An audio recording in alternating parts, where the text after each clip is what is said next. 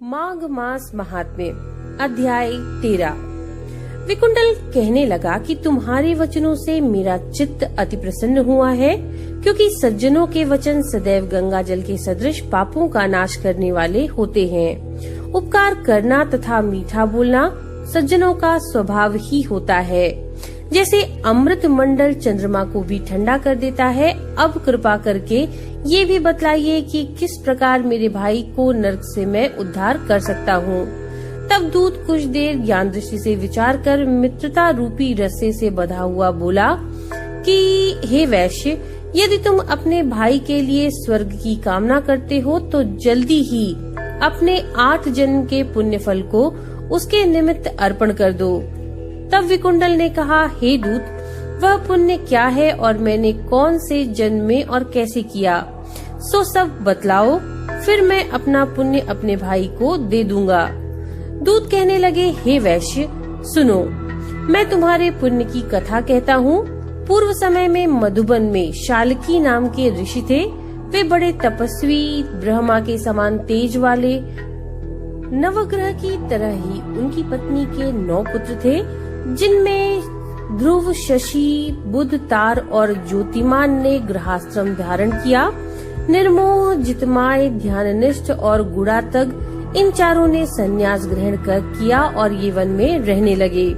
ये शिखा सूत्र से रहित पत्थर और सोने को समान समझते थे। जो कोई अच्छा या बुरा उनको अन्न देता वही खा लेते थे, और कोई कैसा ही कपड़ा दे देता वो उसको पहन लेते थे। सदैव ब्रह्म के ध्यान में लगे रहते।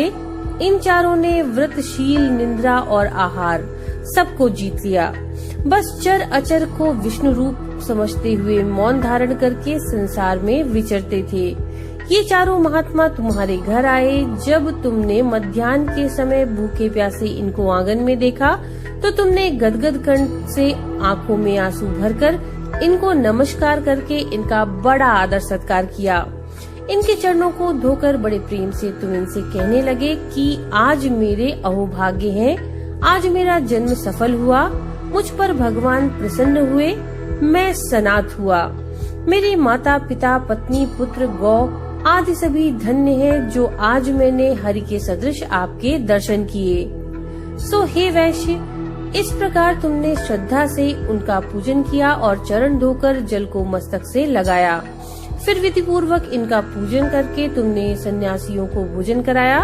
इन सन्यासियों ने भोजन करके रात को तुम्हारे घर पर विश्राम किया और ब्रह्मा के ध्यान में लीन हो गए। इन सन्यासियों के सत्कार से जो पुण्य तुमको मिला सो मैं भी कहने में असमर्थ हूँ, क्योंकि सब भूतों में प्राणी श्रेष्ठ है। प्राणियों में बुद्धि वाले, बुद्धि वालों में मनुष्य, मनुष्यों में ब्राह्मण, विद्वानों में पुण्यात्मा और पुण्यात्माओं में ब्रह्मज्ञानी सर्वश्रेष्ठ है। ऐसे ही संगति से बड़े बड़े पाप नष्ट हो जाते हैं। ये पुण्य तुमने अपने पहले 8वें जन्म में किया था।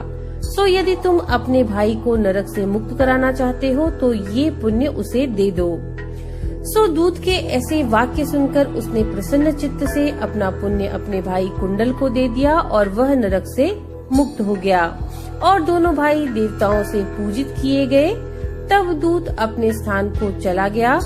इस प्रकार वैश्य के पुत्र विकुंडल ने अपना पुण्य देकर अपने भाई को नरक की यातना से छुड़वाया।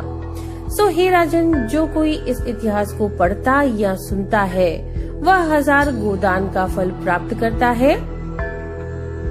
तो ये थी माघ मास महात्म्य के 13वें अध्याय की कथा। नमो नारायण।